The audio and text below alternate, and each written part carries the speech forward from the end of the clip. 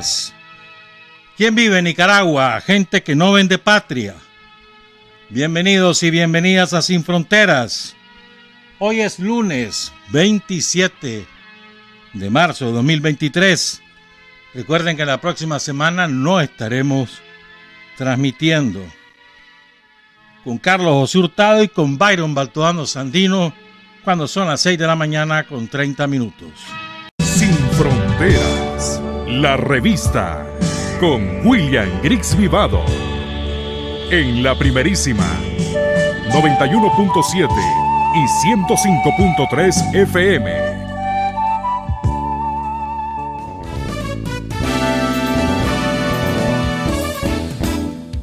Sin fronteras para decir la verdad. Sin fronteras, trabajar, avanzar, combatir, vencer. Sin fronteras.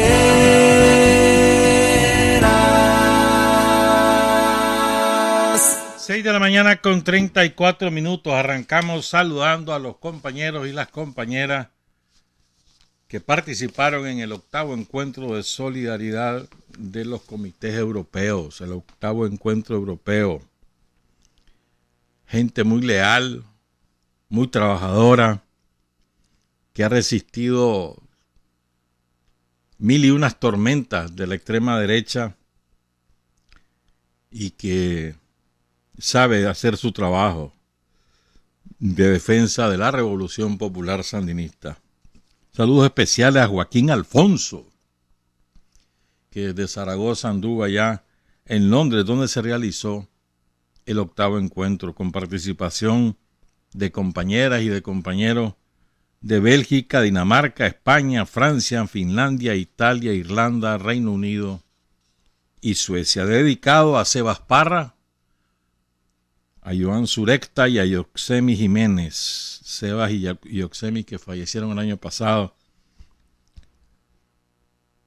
y fueron muy solidarios con Nicaragua a lo largo de los últimos 45 años.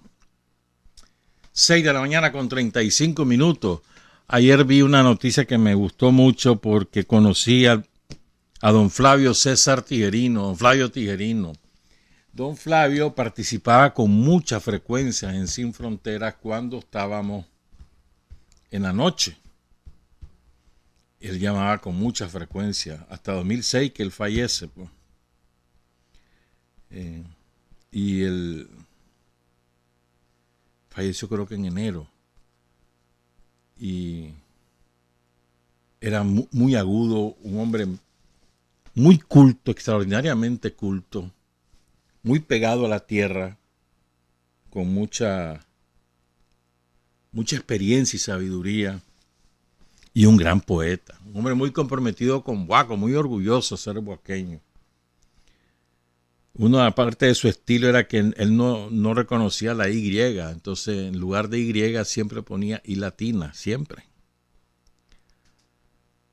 ¿Verdad?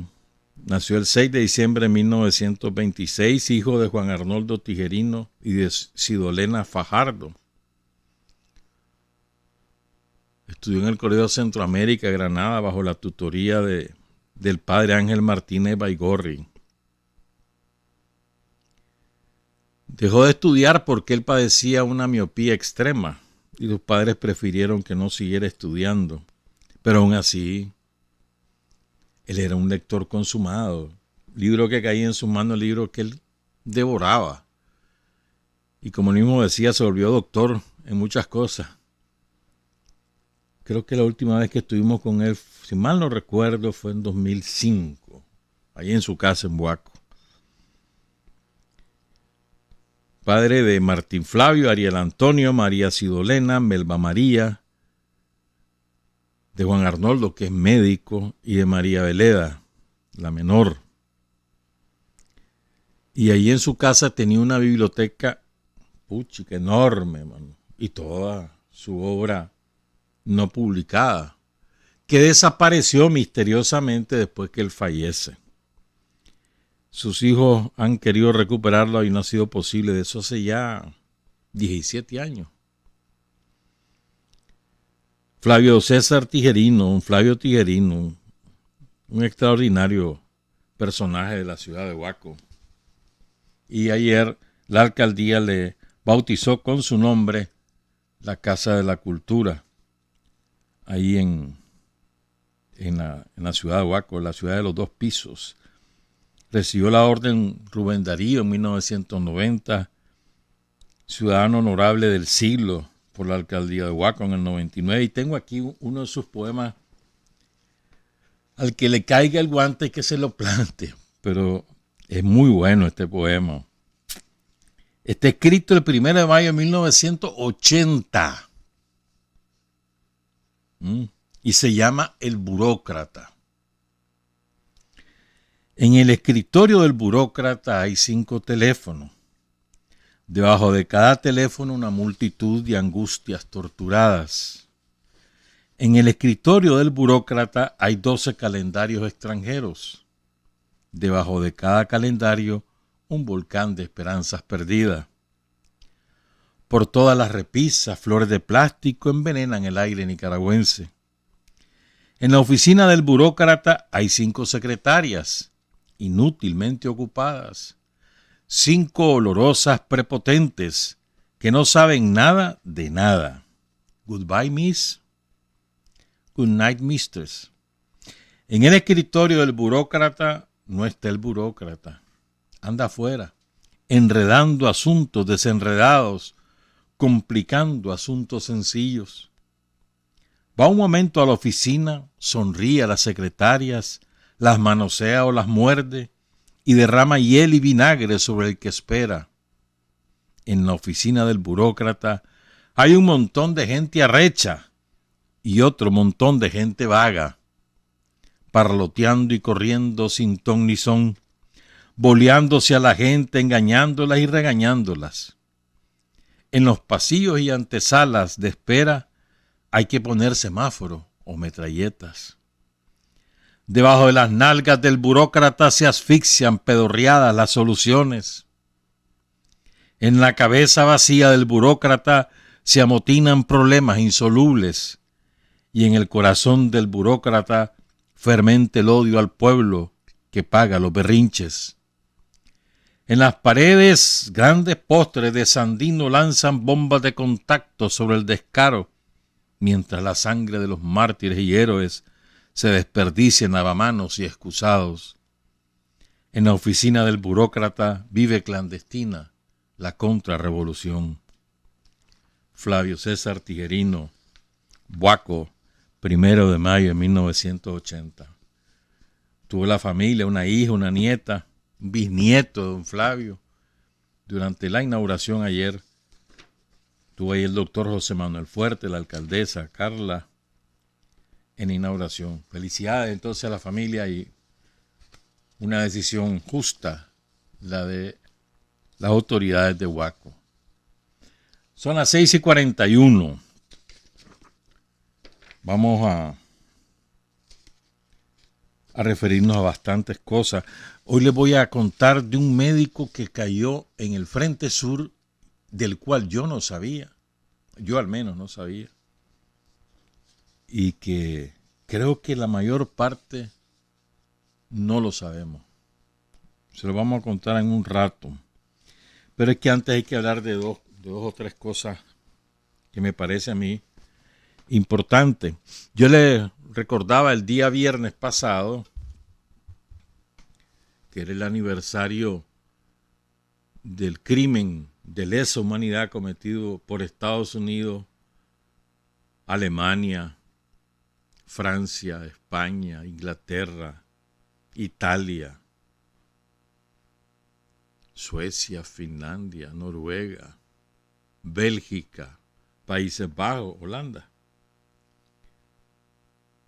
Y otro, Rumanía, etcétera, pues, que fue el bombardeo inmisericordia sobre Belgrado y otras ciudades de la extinta Yugoslavia. El propósito era destruir Yugoslavia, disolver Yugoslavia, y lo lograron. Es la misma fórmula que le quieren aplicar a Rusia, pero ahora se estrellaron contra una pared de honor y de armas nucleares. Eso fue el 24 de marzo de 1999 que empezó. Y durante 78 días lanzaron 14.000 bombas, 80.000 toneladas de explosivos, incluyendo bombas de racimo, bombas de uranio empobrecido, lo que van a enviar ahora a Ucrania. Destruyeron 990 objetivos. Solo en Belgrado, la capital, cayeron 212 bombas.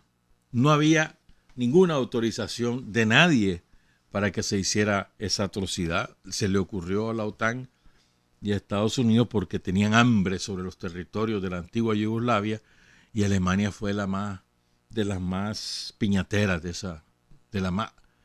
la ave rapiña más voraz sobre lo que fue Yugoslavia. Y la verdad es que lo que hicieron, ahí comenzó la destrucción del derecho internacional. Bueno, más bien en la guerra del Golfo, ahí se consolidó en el bombardeo, en la destrucción de Yugoslavia. Por cierto, Biden en aquella época era senador, y él dijo, en 1998, un año antes de la destrucción de Yugoslavia, él dijo en el Comité de Relaciones Exteriores del Senado de Estados Unidos, dijo lo siguiente, pero además lo dijo con orgullo. O sea, no fue que lo declaró al oído, que fue que se le salió, no. Lo dijo como con orgullo, demostrando yo sí soy firme, enérgico. Dijo el señor Biden. Sugerí que bombardeáramos Belgrado. Sugerí que enviáramos pilotos estadounidenses y voláramos todos los puentes sobre el Danubio. Ofrecí destruir los suministros de petróleo a Yugoslavia y a su presidente, Slobodan Milosevic. Propuse acciones muy concretas. Un año antes de la destrucción de Yugoslavia, Biden, que hoy está de presidente, él mismo que le fue a decir a Putin en el año 98, en el año 2012, 2012 fueron las elecciones, en 2010 fue a decirle a Putin que Estados Unidos no quería que él fuera candidato a presidente. En aquel momento era primer ministro y el presidente era Dmitry Medvedev. El mismo, Biden. Entonces, a propósito de esto, hubo un acto el día viernes en Belgrado, que lo presidió el presidente de Serbia, Aleksandar Vučić, sobre el cual hay un criterio muy duro entre un segmento importante de la opinión pública de Rusia. Lo califican de una prostituta liberal, porque Vučić quiere ser de la Unión Europea, entonces no ha querido tener una posición clara durante este conflicto. Los serbios y los rusos son hermanos de sangre. Pero este hombre ha ido coqueteando con la Unión Europea y con Rusia y no se define. Entonces, a veces tiene discursos durísimos contra la OTAN, como el viernes, pero al día siguiente ya tiene discursos conciliadores con la Unión Europea. Así ha andado navegando. No ha tenido la valentía, el coraje suficientes para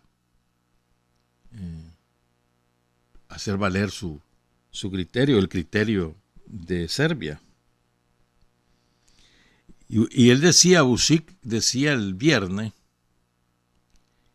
algo que yo no lo sabía, el pueblo serbio tenía prohibido, pongan cuidado, hace menos de 10 años, prohibido tenía el pueblo serbio conmemorar el 24 de marzo.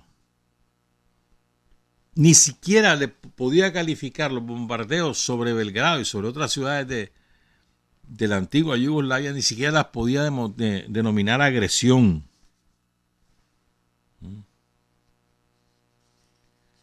Dice, nada en el mundo pudo ser peor que lo que le hicieron a un pequeño país que era culpable solo porque quería estar solo, ser libre y como tal no era del agrado de quienes derrocaron el viejo orden en los años 80 y 90. Mataron a 79 niños, 2.500 personas, y no solo civiles, sino también soldados y policías. Creo que es nuestro deber tratar de perdonar, pero tal como está escrito aquí a mis espaldas, solo podremos olvidar cuando nos hayamos ido. Es una buena frase. Una buena frase. Y entonces después se fue contra Estados Unidos y demás. Pero fíjese, ¿por qué le refiero a todo esto? Por lo siguiente. El embajador de Estados Unidos en Belgrado, en Serbia, se llama Christopher Hill, tuvo el descaro, pero es que eso es ser descarado, de decirle al pueblo serbio que ya es hora de dejar su resentimiento. Sí. Es cierto que Serbia nunca dejará de lado su dolor, pero yo creo que el pueblo serbio es lo suficientemente fuerte como para dejar de lado sus resentimientos. La dedicación de Estados Unidos a nuestra asociación con Serbia es inquebrantable, al igual que nuestro compromiso con la diplomacia. Juntos podremos construir el mejor futuro que el pueblo serbio merece y quiere para las generaciones futuras. Increíble, ¿verdad? Después que los barcos de Estados Unidos, los buques de guerra de Estados Unidos, los aviones de bombarderos de Estados Unidos y Gran Bretaña principalmente, destrozaron la capital. Yo me acuerdo de aquel bombardeo sobre el canal de televisión, sobre la torre de telecomunicaciones. Ahí, si mal no recuerdo, también la embajada china, si mal no recuerdo. Fue atroz aquello. Y entonces sale diciendo, ustedes son fuertes, dejen al lado sus resentimientos. Es que son descarados.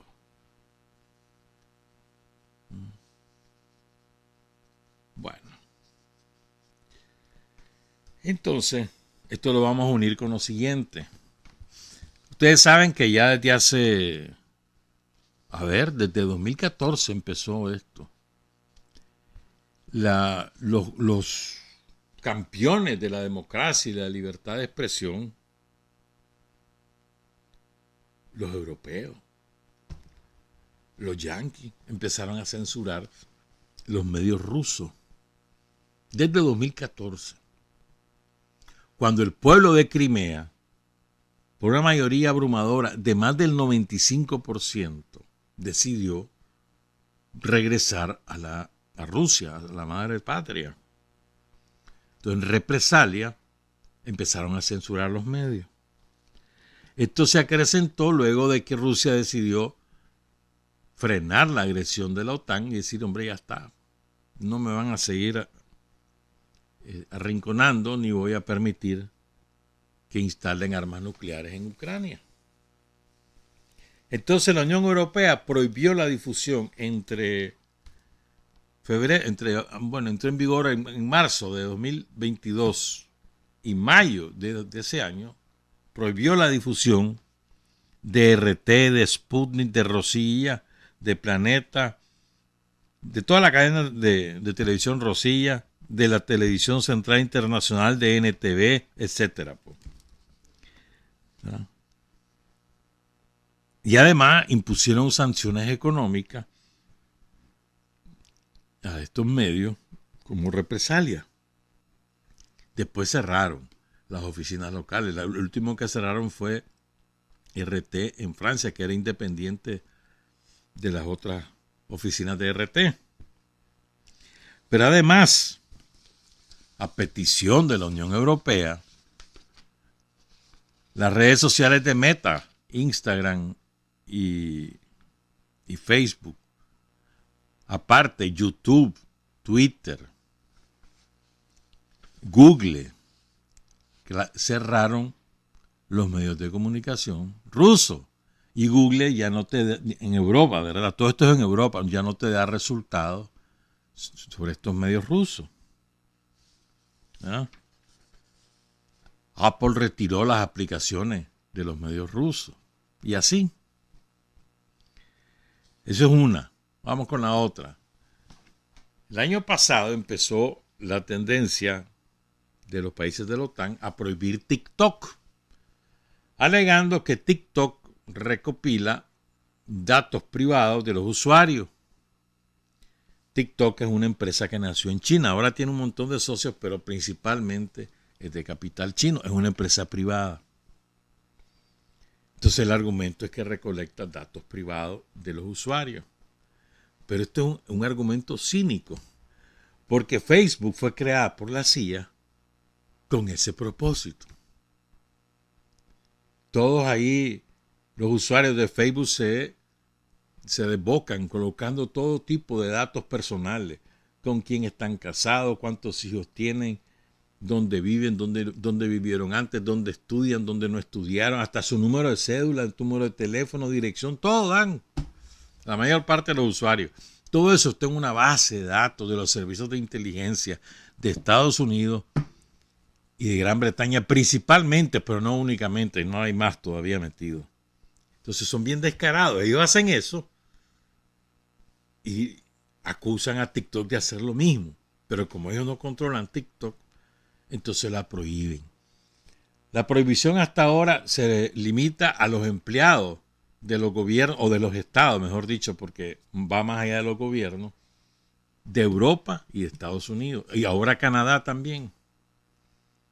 O sea, no puede tener un empleado público de cualquiera de sus poderes, o del ejército, o la policía, o cualquier fuerza armada, no puede tener en un teléfono que pague el Estado, no puede tener TikTok. Y en algunos países prohibieron que también en sus teléfonos personales. Esta es la libertad de expresión y la libertad de prensa. Pongan cuidado. ¿Verdad? Fíjense bien. Entonces, este es una parte del problema. Ahora van a oír, o vamos a comentar la otra parte. La jefa del Comando Sur de Estados Unidos se llama Laura Richardson, que es generala. Ha sido noticia en el último, bueno, ya la nombraron en el 2021. Y lleva declaraciones sumamente controversiales, pero yo diría que lo controversial es que ella ha sido franca, ha dicho claramente cuáles son los lineamientos del imperialismo norteamericano. O sea, no ha ocultado la vocación imperialista, lo ha dicho claramente. Los otros jefes militares generalmente lo que hacían era ocultarlo en un lenguaje civilino, esos lenguajes elípticos que solo les entienden ellos y a lo que están dirigidos. Esta mujer no, esta mujer ha sido clara y directa. Entonces, en enero de este año, la Richardson, ustedes recuerdan esa declaración, y eso circuló profusamente por video en todas las redes sociales, ¿verdad? Habló del litio, del cobre, del petróleo, del oro, del agua dulce que posee América Latina, y que Estados Unidos compite con China por la explotación de esos recursos. Y además, Estados Unidos quiere que los ejércitos que disponen de armamento ruso se deshagan de ese armamento y se lo entreguen a Ucrania. Hasta ahora no han logrado que ninguno lo haga, ¿verdad? Entonces ahí también dijo, ¿verdad?, lo de que Cuba, Venezuela y Nicaragua son los principales aliados de Rusia y que ese es el adversario número 2 de Estados Unidos en América Latina. Habló del triángulo de litio, Argentina, Chile, Bolivia. La reserva del petróleo suave o dulce que están en Guyana y en Venezuela. La reserva de agua dulce, el 31% del agua dulce del mundo, de las reservas de agua dulce del mundo están en el Amazonas. Y así. Creo que hay mucho en juego y tenemos mucho que hacer, dijo la Richardson. Esta región es importante para nuestra seguridad nacional y tenemos que redoblar esfuerzos. Y después se metió con China. Las inversiones en China, o sea, el comercio bilateral de China con América Latina y las inversiones son sumamente cuantiosas, ¿verdad? Pekín se ha convertido en un socio comercial de muchos países latinoamericanos.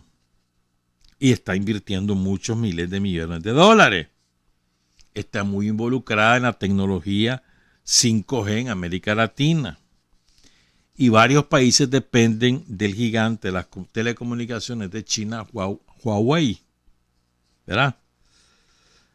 Entonces estamos trabajando con algunos de nuestros aliados, socios, le dicen ellos, en América Latina para debilitar la influencia de Moscú y la influencia de China. Después, el 27 de marzo del año pasado, después no antes, el 27 de marzo de 2022, esta fulana habló del canal de Panamá, del estrecho de Magallanes, que queda en el confín sur de la América Latina, de la Tierra del Fuego, como decía Sandino. ¿No?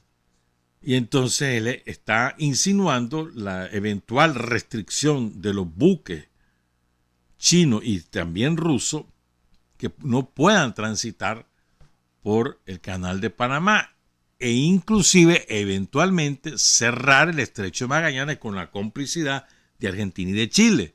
Habrá que ver si lo logra. ¿Verdad? Fíjense bien, vean cómo están las cosas. Después, ¿verdad? Denunció pues que Argentina estaba en tratos con China. Ahí anda Alberto Fernández ahora. Porque Alberto Fernández quiere ser reelecto. Entonces dice que la manera de reelegirse es arreglarse con los gringos. Probablemente va a ir a desmontar el proyecto con China en cuanto a satélites, probablemente. Y además, a ver qué hacen con el estrecho de Magallanes. Porque China tiene el derecho de construir instalaciones cerca del estrecho. Y luego habló, ¿verdad?, de los proyectos en El Salvador. El puerto que van a hacer ahí los chinos. Y así se fue, ¿verdad?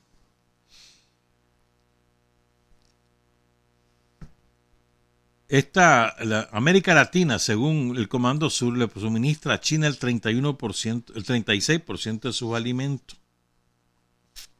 Vamos.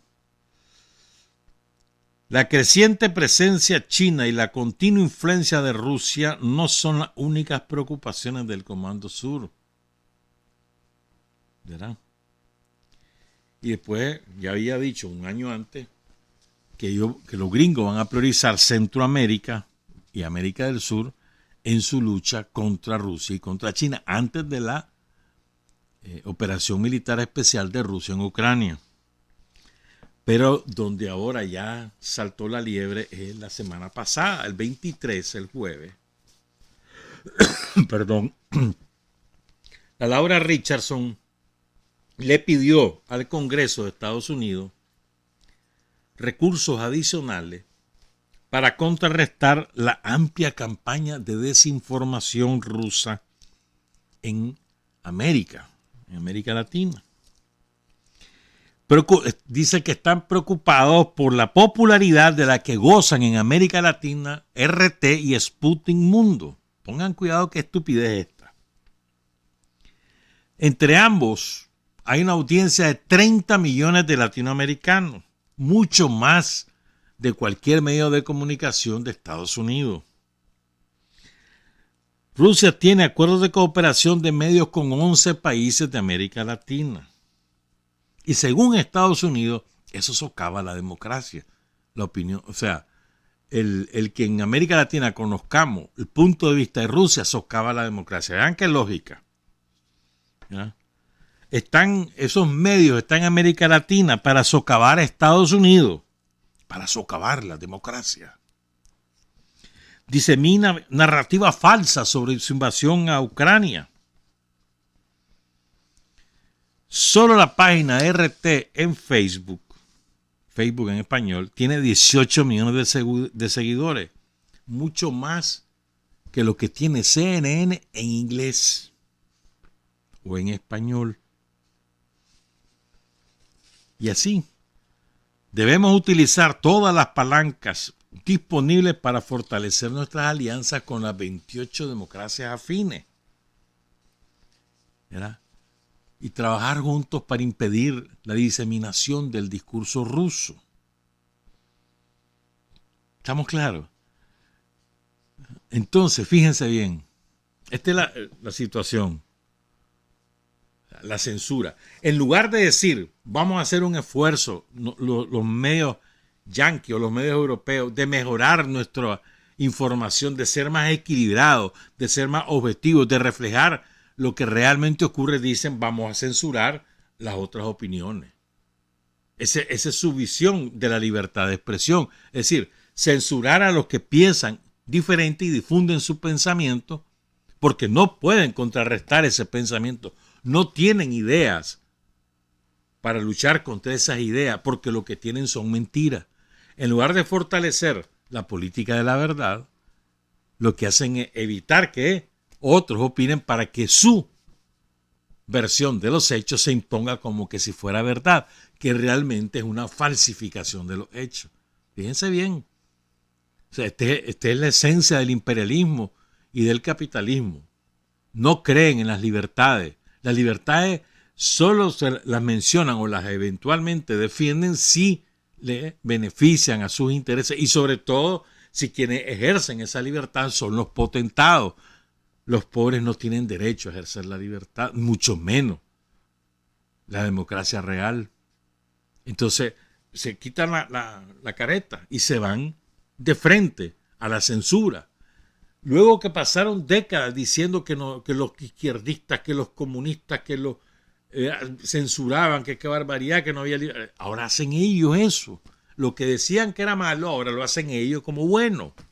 Me acuerdo que Borrell dijo todavía este año, si mal no recuerdo, dice que al censurar a los medios rusos no están atacando la libertad de expresión, están protegiendo la libertad de expresión.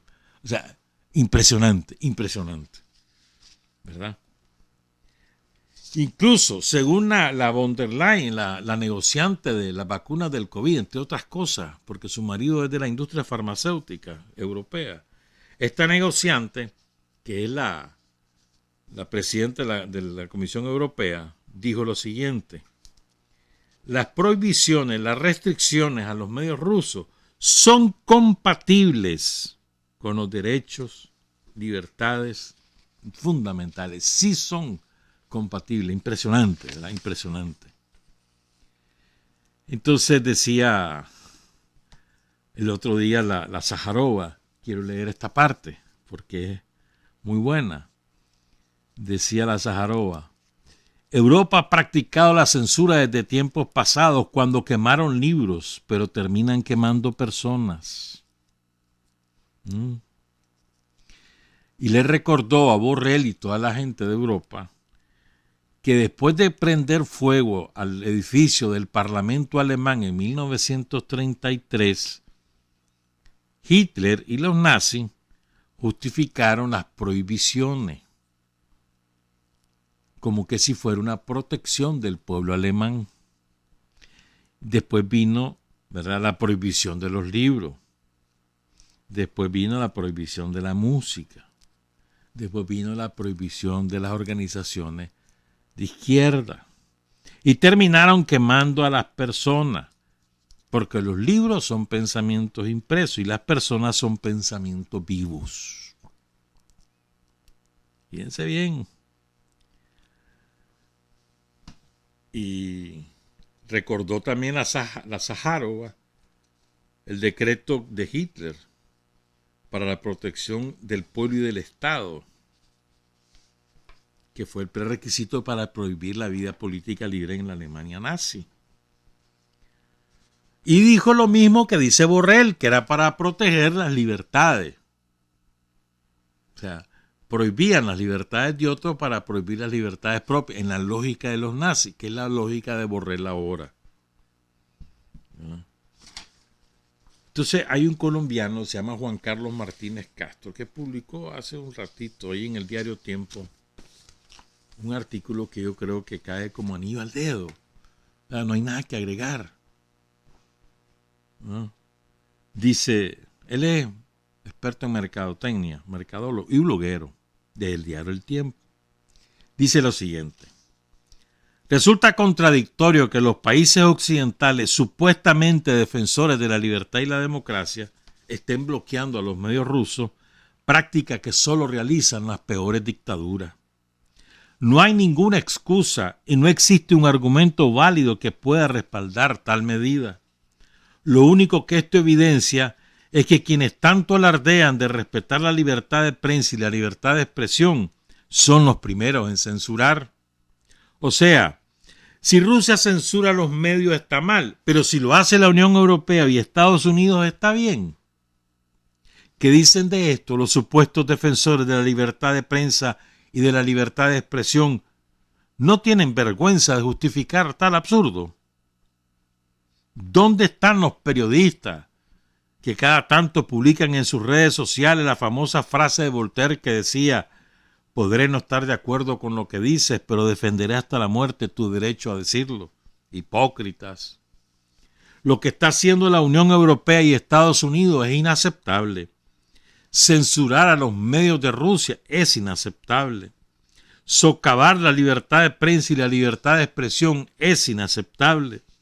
Mucho más cuando los europeos y los estadounidenses se han autoproclamado promotores de los valores occidentales, título que nadie les dio. Mucho más cuando hay una guerra de por medio que puede escalar a nivel mundial.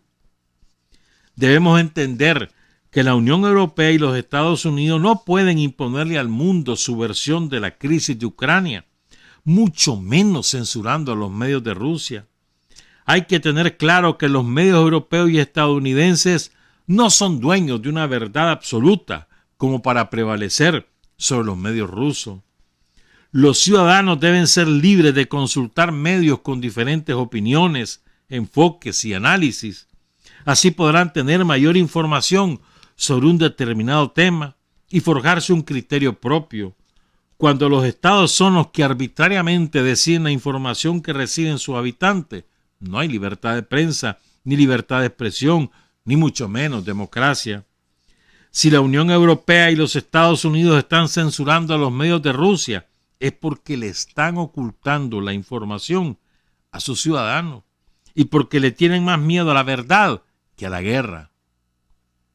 Le tienen más miedo a la verdad que a la guerra. Qué buena frase.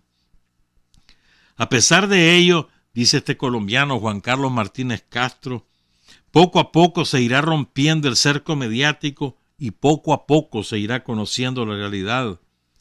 Tarde o temprano se sabrá que el villano no fue quien protegió al mundo de la amenaza nazi y que los héroes no son quienes invaden, saquean y destruyen países a nombre de la libertad y la democracia. Entonces, cuando esta crisis termine y los europeos y los estadounidenses descubran que les mintieron, que les utilizaron, se producirá una indignación generalizada que afectará a sus respectivos estados.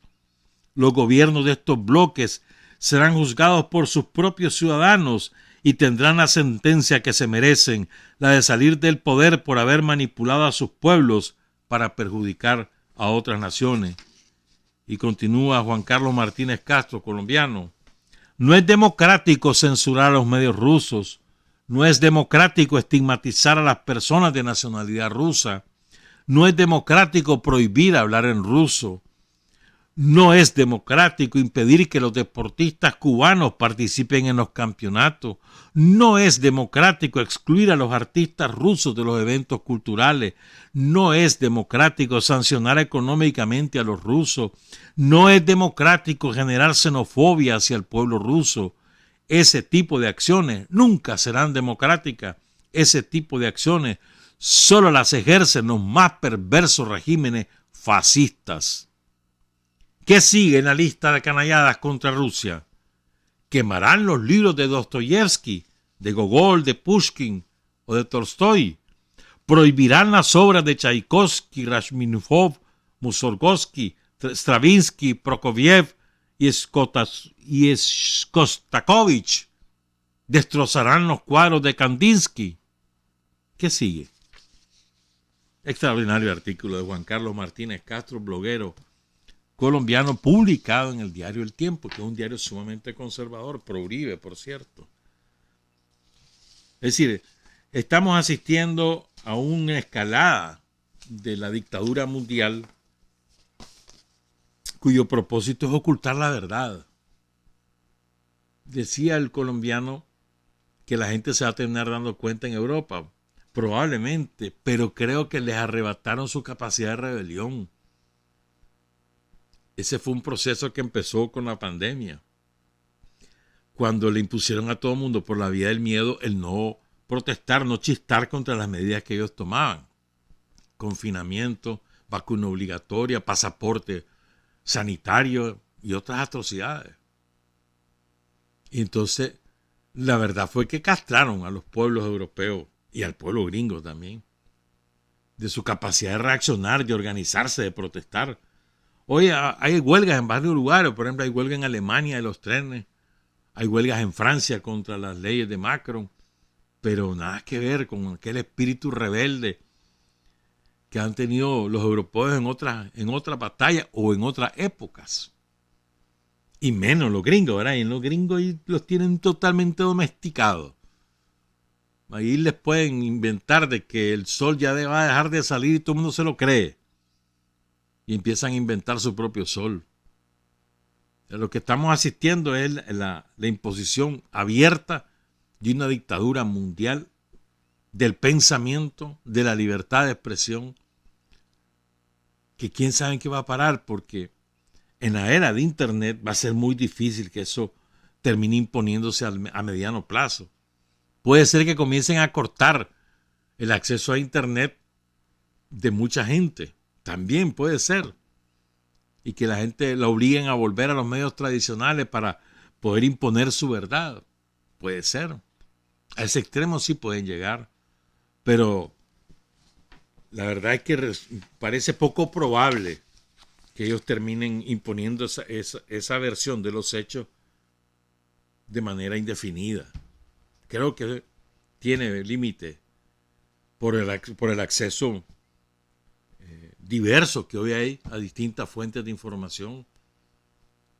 Pero mientras tanto, está embrutecida la gente en Europa, y está embrutecida la gente en Estados Unidos. Y del embrutecimiento tarda mucho a veces en salir, sobre todo porque tienen sacralizada a sus autoridades. Si lo dicen sus autoridades es verdad, si lo dicen sus autoridades es lo correcto. Entonces, como tienen sacralizado a su sistema de gobierno, su sistema ideológico, es muy difícil romperlo y demostrarles que eso es mentira, que los están engañando, que los están oprimiendo. Es difícil. Los gringos se terminan creyendo que ellos son los guardianes de la libertad y la democracia, que además todo el mundo quiere ser como ellos. Eso se lo cree, el pueblo gringo se lo cree. Hasta que alguna vez salen fuera y tienen por lo menos 4 dedos de frente y empiezan a leer otras cosas, se dan cuenta que no es así, que más bien los gringos son odiados en la mayor parte del planeta Tierra. Entre tanto, hermano, a seguir la batalla. Si censuran es porque le tienen miedo a la verdad, como dice el colombiano, le tienen más miedo a la verdad que a la guerra. De lo contrario, ¿qué les importa que digan que dejen de decir los rusos si ellos tienen la razón? ¿Qué les importa? Si fuera cierto de que ellos dicen la verdad, ¿qué les importa que los rusos mientan si la gente se va a dar cuenta que están mintiendo? Pero como es al revés, entonces no quieren ser descubiertos en sus mentiras, en su falsificación de los hechos y de la realidad. Por eso es impresionante, ¿verdad? Pues bueno, eso está ocurriendo frente a nosotros y hay algunos que todavía se siguen creyendo el cuento de que los rusos y los europeos y los yanquis son defensores de la libertad de expresión, son el altar de la democracia, los exponentes máximos de la democracia. Y la verdad es que es exactamente al revés. Volvemos con algunas historias de héroes anónimos, incluyendo un médico que murió en el Frente Sur. Son las 7:17. Hay hombres que luchan un día y son buenos. Hay hombres que luchan un año y son mejores. Pero hay hombres que luchan toda la vida. Esos son los imprescindibles. Están escuchando sin fronteras. 7 de la mañana con 20 minutos. Me encontré ahí en Facebook la cuenta de un compañero. Después, leyendo detenidamente, me percaté que el compañero ya falleció. Se trata de Camilo, cuyo nombre era Álvaro Anel Valle. Fue durante 7 años jefe de personal y cuadro de la Fuerza Aérea Sandinista, en la época de Emetlán, el coronel Emetlán. Falleció el 18 de junio de 2018. Tenía 63 años, estaba joven. Y él hizo un diario de campaña en el Frente Sur. Con todas las condiciones severas del clima y de la guerra, él tuvo tiempo y el tino de ir escribiendo los principales eventos que iban ocurriendo cada día. Y sobre la base de ese diario de campaña, él hizo un libro sobre la brigada Victoriano Lorenzo, porque él nació en Panamá. Allá murió también. Ese libro publicó una edición que se agotó rapidísimo porque era muy limitada y estaba preparando la segunda edición cuando él falleció. Pero además tenía un montón de fotografías porque los jefes del Frente Sur le permitieron utilizar su cámara. Entonces él fue tomando fotos de los combatientes, de distintos sitios, incluso por ejemplo, tiene una foto ahí del cuerpo de Gaspar García y de los otros compañeros que caen con él. Por ejemplo, pues. ¿Verdad? Entonces,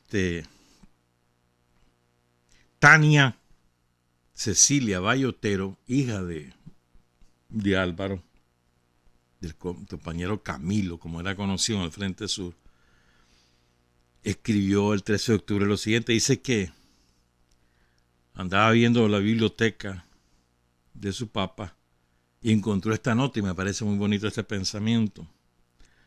Oigan lo que nos deja de herencia, pues una manera de enfocar la vida que tenía Álvaro Anel Valle.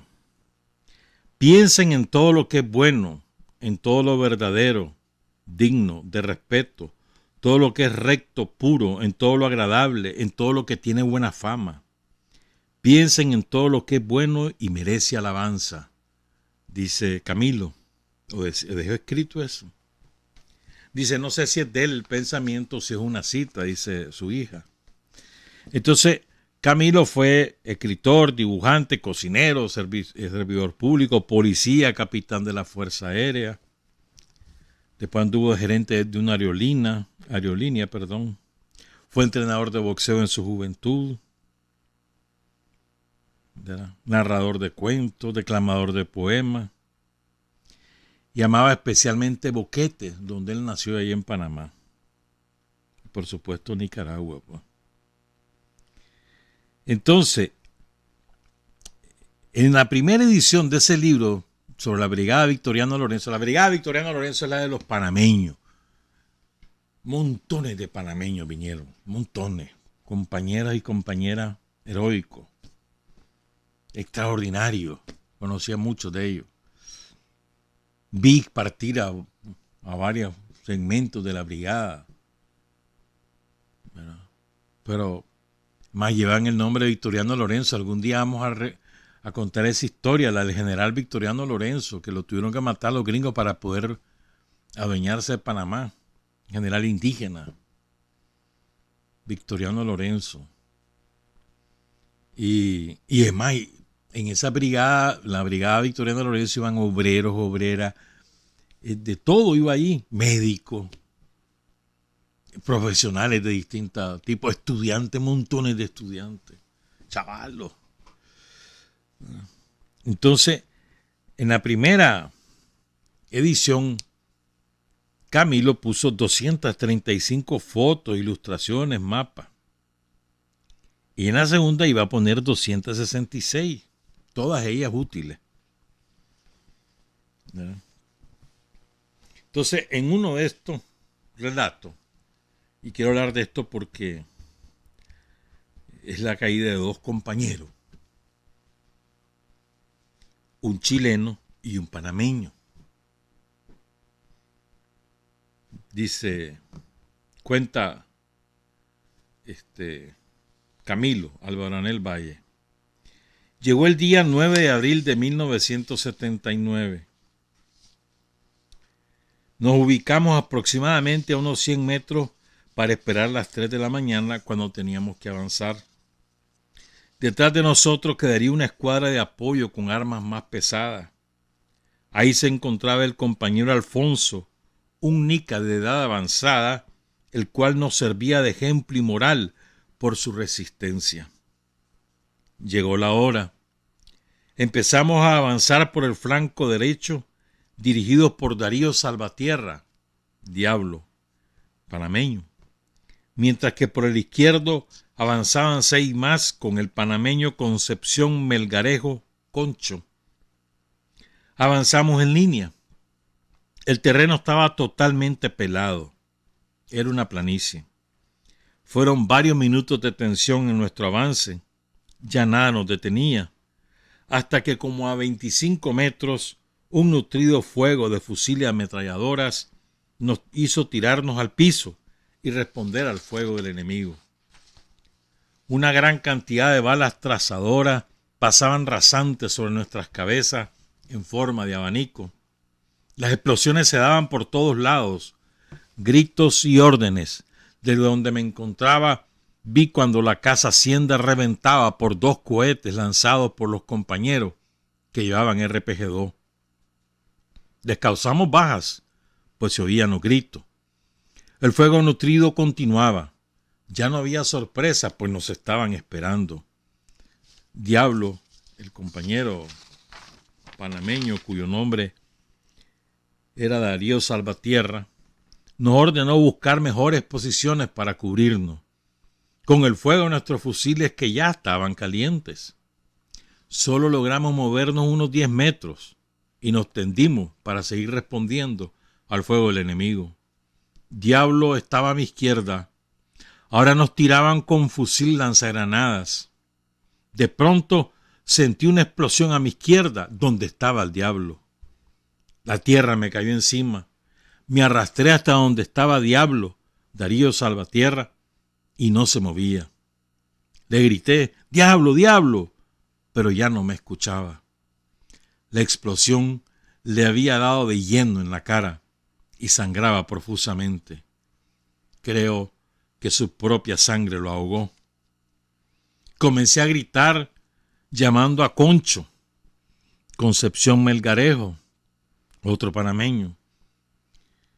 Le dieron al diablo, gritaba yo, pero Concho no contestaba, pues a él lo habían herido también y los otros compañeros lo estaban sacando. 2 nicas se acercaron a nosotros. A uno de ellos me acuerdo que solo lo conocía por su seudónimo, de Capaperro. Capaperro. Les dije, Diablo está herido, vamos a arrastrarlo para sacarlo, ya que el fuego del enemigo había bajado de intensidad por las bajas que le habíamos hecho. Darío Salvatierra, Diablo, murió minutos más tarde. Cuando veníamos en retirada, rumbo a nuestro campamento, ya se comentaba también que había caído el compañero Hernán, chileno. Lo admirable de todo esto, cuenta el compañero Camilo Albaranel Valle, lo admirable es que el internacionalista panameño Marcelino Melgarejo, Concho, apenas se estaba recuperando de una grave herida que sufrió la noche del 14 de abril de ese año durante el ataque al cuartel de Orocí. Y ahí fue rescatado bajo el fuego por otro gigante, Julián Herrera Amador Pardillo, cuando estaba herido Concho. Y Concho le pedía a Pardillo, Julián Herrera Amador, que lo dejara ahí, que lo dejara morir, y para que él se salvara. Y entonces Pardillo le decía, vos no te morís aquí, jodido. Y lo logró sacar y llevar a un lugar seguro. Acciones heroicas que ocurrieron en el Frente Sur. Esto es en el ataque al Frente Sur, a Orosí. Y por eso es que recuerdo la caída de Hernán, el primer chileno que cayó en el Frente Sur y que era sumamente querido, no solamente por los otros chilenos que allí estaban, sino en general por los combatientes del Frente Sur. Su caída tuvo un recio impacto en la moral de los compañeros.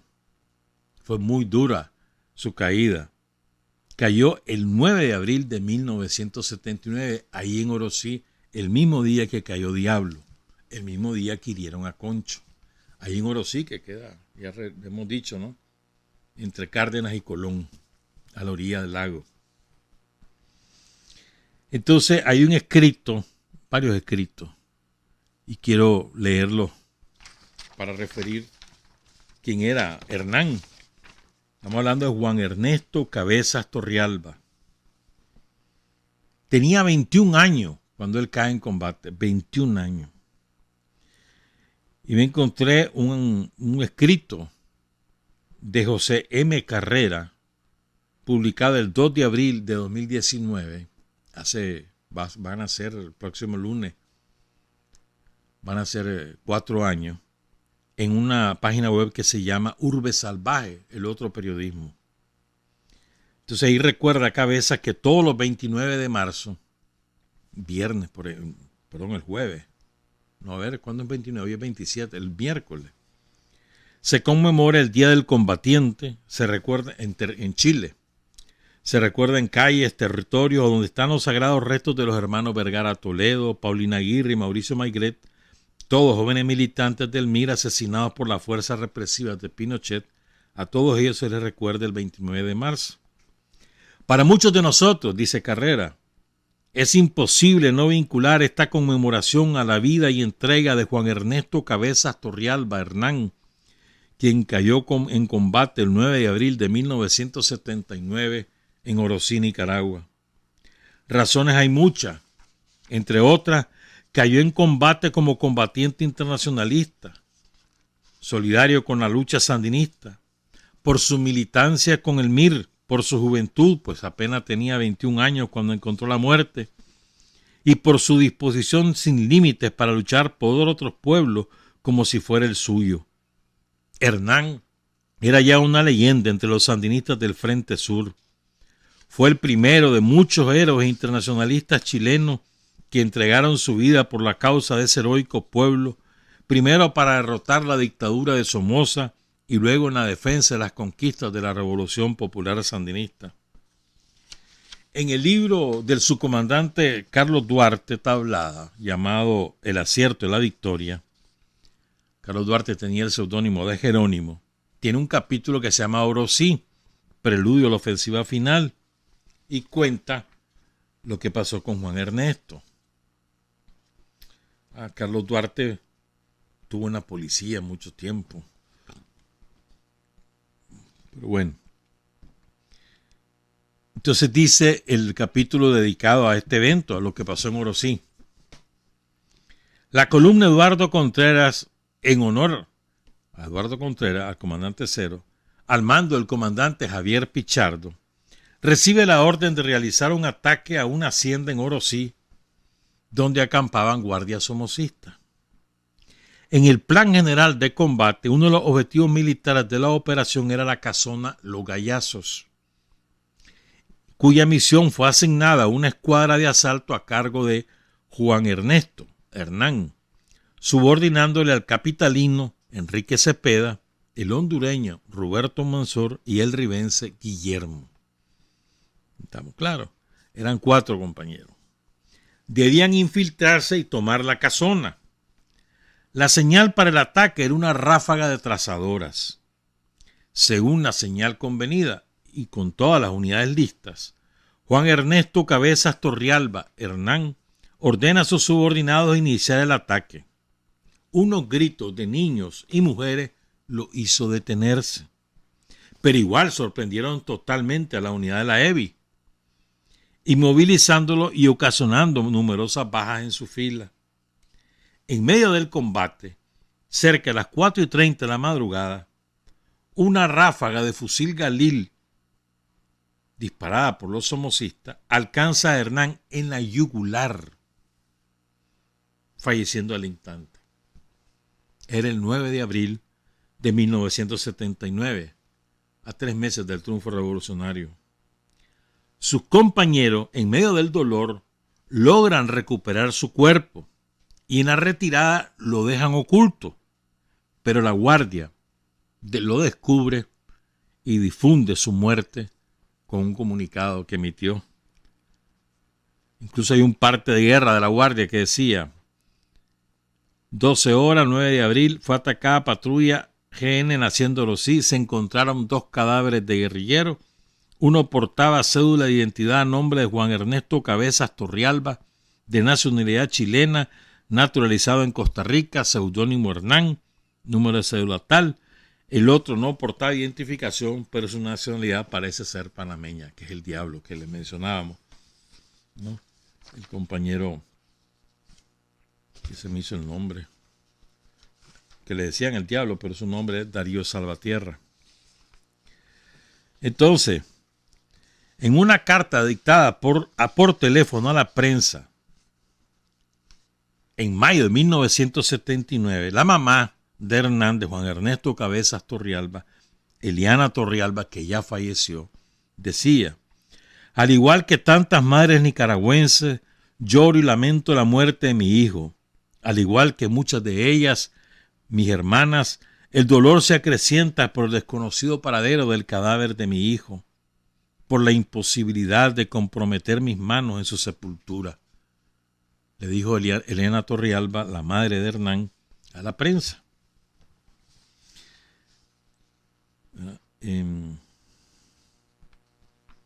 Decía María Luisa Robleto, que fue embajadora de Nicaragua allá en Chile, que la mamá de Hernán era una gran revolucionaria y fundadora del Comité Chileno de Solidaridad con Nicaragua.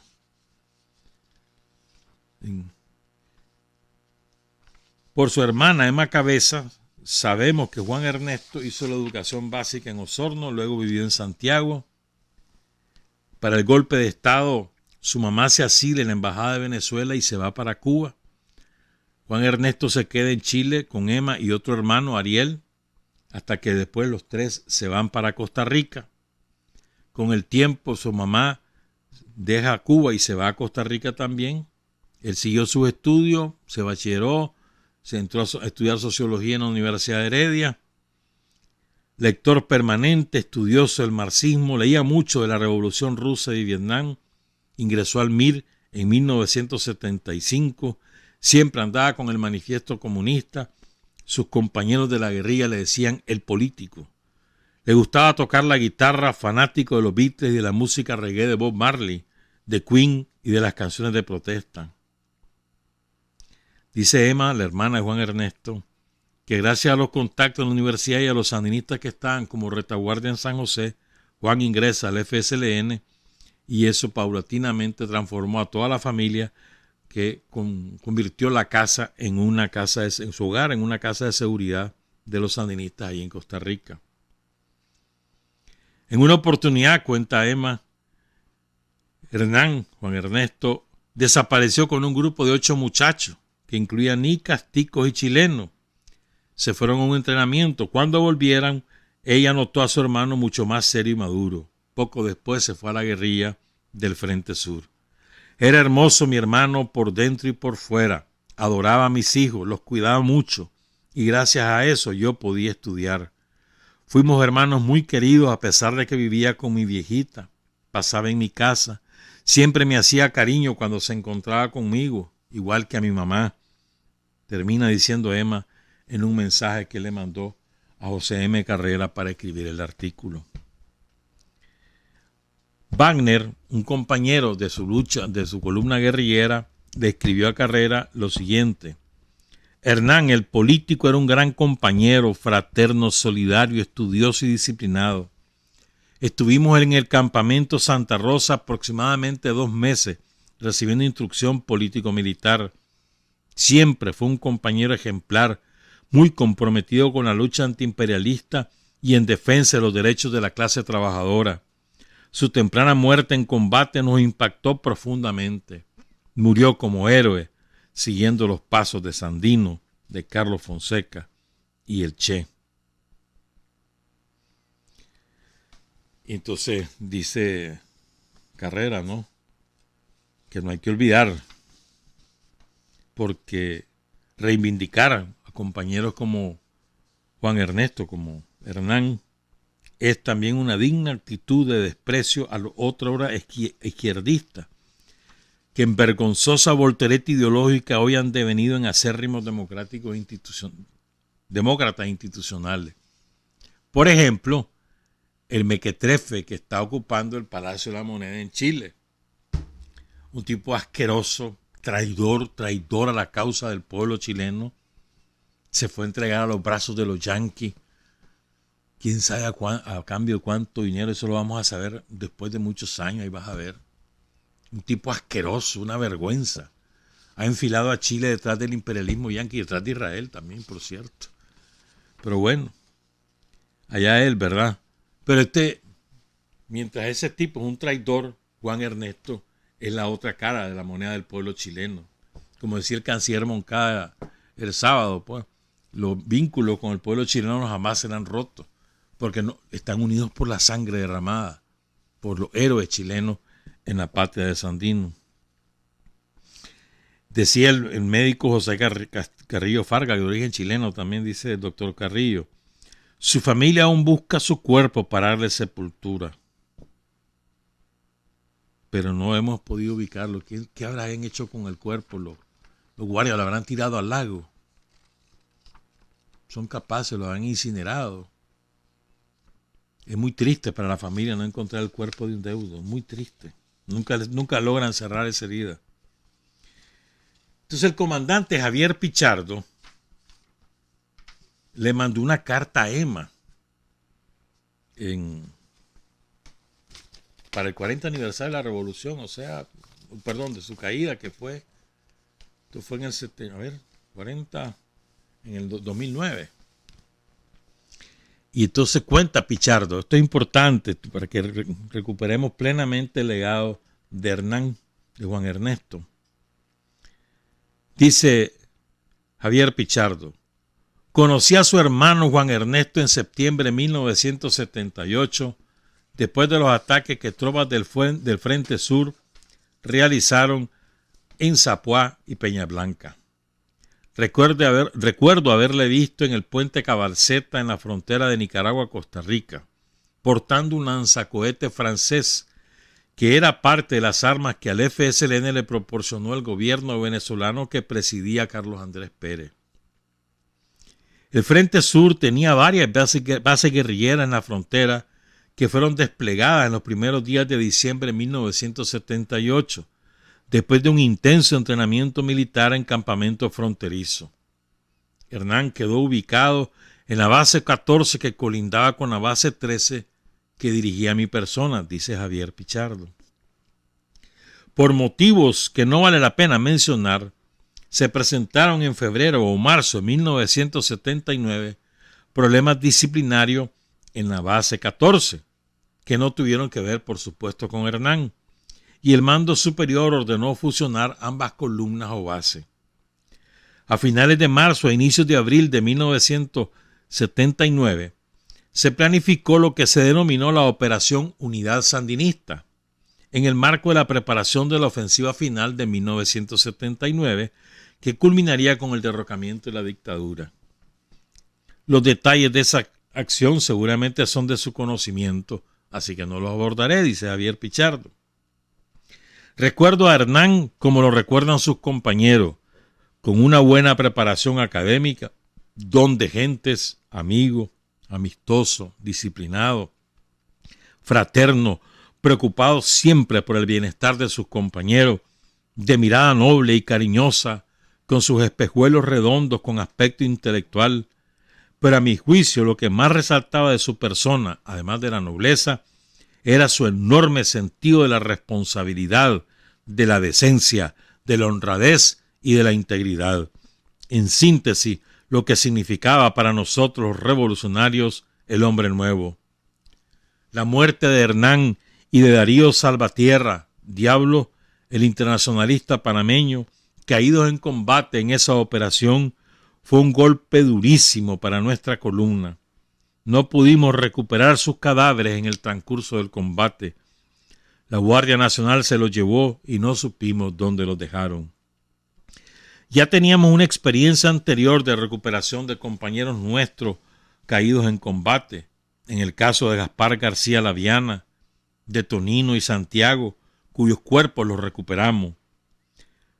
Posteriormente buscamos información de la búsqueda de Diablo, Darío Salvatierra y de Hernán, de Juan Francisco Cabezas Torrealba, pero no obtuvimos información, nunca supimos dónde dejaron sus cuerpos. Y oigan, este dato es escalofriante. De la columna Eduardo Contreras, lo dice su jefe, Javier Pichardo, de 100 integrantes, 100, solo el 50% de sus fundadores vio el triunfo de la revolución. Solo la mitad de la columna vivió el 19 de julio. La mitad de 100, 50 compañeros. A 40 años de sus muertos, los recuerdo con aprecio, cariño, respeto y admiración. Su recuerdo y ejemplo me han guiado en todas mis acciones como hombre y ciudadano. Saludo fraterno, Javier Pichardo Ramírez. Impresionante, ¿verdad? Un héroe que poco conocemos, ¿no? Juan Ernesto Cabezas Torrealba Hernán, el primer chileno caído en el Frente Sur, militante del MIR, del Movimiento de Izquierda Revolucionaria. Y ahora les quiero comentar estas otras cosas. Cuenta Álvaro Anel Valle, Camilo, el compañero panameño que ya falleció, cuenta que allí en los combatientes se infiltró un guardia que le decían Chico Garan. Y este guardia, que después lo descubrieron y lo ejecutaron, pero se le robó más de 200 fotos ya reveladas y muchos rollos que no habían sido revelados, ¿verdad? Y al final él recuperó solo una parte, una de ellas, ¿verdad? Por ejemplo, con el sello de la seguridad en el reverso, porque se las pasaba, las robaba, las pasaba. Y cuentan otros compañeros ahí que les llamaba la atención que solo por radio vivía hablando, y después que generalmente cuando iban a atacar ya la guardia se había movido del lugar y era que él era el soplón, pues. Ahora quiero contar estos dos casos. Vamos a cerrar ya, son las 7:49. Bien, esta foto es de Manning Renner Reyes.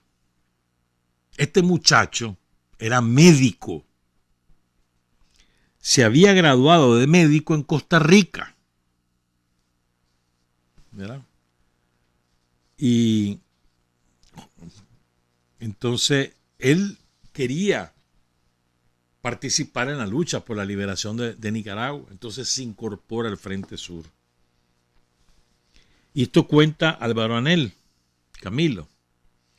Manning Renner Reyes dejó las comodidades del hogar, hizo a un lado su futuro prometedor y se entregó a la lucha por la liberación de su pueblo con jóvenes como él. Nunca deben ser olvidados y su ejemplo debe ser mantenido en alto para las futuras generaciones de entrega y valor. Esta situación nos causó bajas muy sensibles, entre ellas la desaparición del destacado combatiente nicaragüense Manning, cuyo nombre era Renner Reyes, que el 9 de junio de 1979 fue arrastrado por la corriente cuando atravesaba el río El Naranjo, uno de los ríos creció en plena temporada de lluvia, junio. Entonces iba a cruzar el río, está cruzando el río y se lo lleva a la corriente. Así murió este muchacho que ya era médico, René Reyes, seudónimo Manning. Manning era muy querido y apreciado por todos nosotros. Era bastante joven y fuerte, de carácter alegre. Siempre se mantenía de buen humor. Con él perdimos a un excelente amigo y compañero de lucha. Y la revolución también perdió a un prometedor profesional de la medicina. Manning era médico graduado recientemente en San José de Costa Rica y soñaba con ejercer en una patria libre. Hablaba el inglés perfectamente. 3 días antes de su muerte, el 9 de junio de 1979, Manning había sobrevivido junto a nosotros al ataque con cohetes que nos lanzó un avión push and pull que logró detectarnos mientras tratábamos de evacuar a un compañero herido. Yo al menos no conocía esta historia. René Reyes, otro médico, de tantos médicos, ¿no? que tenemos, como Lenín Fonseca, como Erlinda López, como Lucrecia Lindo, como el doctor Huete, tantísimos, ¿no? Que dieron su vida en la lucha por la liberación o después del triunfo, como Martín Condega, por ejemplo, bestialmente torturado por los recontras allá a principios de los 90. Otro nombre más que sumar, ¿no? René Reyes, Manning. Y cierro esta parte con esta fotografía que tenemos ahí. Este muchacho del Frente Sur, quiero contar lo que hizo. Es cortito, lo cuenta también Camilo. Su nombre es Héctor Huete Fajardo, conocido como Paco. Originario del viejo Chinandega. Entonces él estaba defendiendo su posición ahí en el Naranjo. Logra detectar que un guardia le lanza una granada y este muchacho se lanzó sobre la granada, la tomó y se la devolvió. De esa manera frenó el avance de la guardia. Qué clase de valor, hermano. Te lanzan la granada, ya está sin espoleta, obviamente, ¿no? Y este chavalo, bueno, ya no es un chavalo, pues. Este chavalo se lanza sobre la granada, la toma y se la devuelve. Y les estalla a ellos y frena el avance sobre las posiciones guerrilleras que están en el Naranjo. Impresionante, ¿no? Héctor Huete Fajardo, Paco, originario del viejo Chinandega. Esa tierra es tierra sandinista por muchas razones, ¿verdad? Gente muy, muy valiente, muy leal y de enorme entereza, de enorme valor los viejanos. Son las 7:54, ya nos vamos, pero quiero reflejar esto, cambiando totalmente de tema. Pero es que el viernes pasado, la vicepresidenta Rosario Murillo leyó 2 informes que son impresionantes, de cosas que estamos haciendo y que demuestran cuál es la vocación del gobierno sandinista, ¿no? Entonces, este año se inauguró este plan de escuelas saludables. Y fíjate, le han comenzado a revisar la vista, los oídos, la boca a los chavalitos, a los alumnos. Entonces van a la escuela, brigadas del MINSA, y examinan. Van con sus equipos, obviamente. Entonces, han revisado hasta ahora, hasta el 23 de marzo, 46.534 niños le han visto sus ojos. Y ya identificaron 355 de ellos con alteraciones. ¿Por qué es importante? Porque inmediatamente se les da atención, ¿no? Probablemente que lentes o si se necesita cirugía, pues también. Pero eso va a significar que ese niño va a poder aprender. ¿Cuántos niños, cuánta gente que hoy es adulta, que cuando niño necesitaba los lentes y no lo sabían ni él ni sus padres y nunca pudieron rendir En los estudios lo decían que era bruto, que era por esto, por lo otro, y era porque no veían. Pues bueno, para evitar estas cosas, mira. Después, a 45.105 niños le valoraron ya su oído y encontraron a 489 niños que tienen problemas en los oídos. Después valoraron a 39.602 el lenguaje, pues si hablan bien, si arrastran la lengua, si tienen problemas con la R, lo que sea. Y encontraron que hay 331 que tienen problemas con el habla, que necesitan un logopeda. Le midieron la presión a 74.000 cipotes y encontraron que 260 de esos cipotes, niños, tienen problemas de presión más baja o más alta, lo que sea, alteración en la presión, niños. Este es simpático, pero examinaron a 86.850 niños en la cabeza y a la mitad le hallaron piojo. 43.245 le hallaron piojo. Falta de higiene se llama esto, ¿no? Y se los quitaron, obviamente, los despiojaron, pues. Luego les dieron técnicas de cepillado dental. Qué importante que es esto, porque sabes que muchas veces los chavalos andan a cepillarte los dientes y a la buena de Dios, como decíamos antes. Entonces le enseñaron la técnica, cómo deben cepillarse los dientes. Y encontraron en la revisión de la boca 3.163 niños que necesitaban calzas. Y ahí nomás se las hicieron.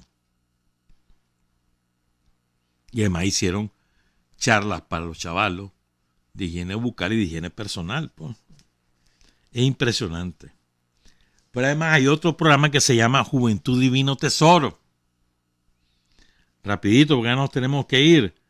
Han practicado casi 21.000 pruebas de VIH. Por supuesto, no te van a decir los resultados, pero bueno, hay 21.000 pruebas.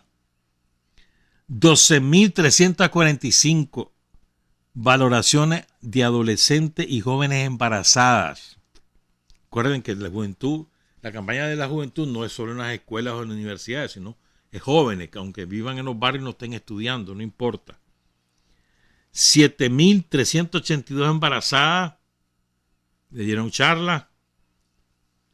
A 23.871 adolescentes y jóvenes le tomaron peso, talla, presión arterial. A 49.000 cipotas le chequearon las mamas, le tomaron Papa Nicolau. A 80.000 chavalos, adolescentes y jóvenes los vacunaron contra el COVID y el tétano. 3.333 de estos chavalos se sumaron a la red de promotores de la salud. Hubo incluso un intercambio entre los trabajadores de la salud con los chavalos, 18.000 de ellos sobre redes sociales y el uso de las redes sociales, que es importante. A 41.000 le dieron charlas de nutrición y ejercicio. Y 29.000, casi 30.000 participaron en charlas contra las adicciones. Esto es sumamente importante, muy importante, lo de los niños y lo de los jóvenes. Y demuestra cuál es el carácter de este gobierno, hermano. Salvar vidas, que vivas tranquilo además. Trabajar, avanzar, combatir, vencer, patria y libertad. Revolución es sentido del momento histórico. Es cambiar todo lo que debe ser cambiado. Es igualdad y libertad plenas. Es ser tratado y tratar a los demás como seres humanos. Es emanciparnos por nosotros mismos y con nuestros propios esfuerzos. Es desafiar poderosas fuerzas dominantes dentro y fuera del ámbito social y nacional. Es defender valores en los que se cree al precio de cualquier sacrificio. Es modestia, desinterés, altruismo, solidaridad y heroísmo. Es no mentir jamás ni violar principios éticos. Es convicción profunda de que no existe fuerza en el mundo capaz de aplastar la fuerza de la verdad y las ideas. Revolución es unidad, es independencia, es luchar por nuestro sueño de justicia para Cuba y para el mundo, que es la base de nuestro patriotismo, nuestro socialismo y nuestro internacionalismo.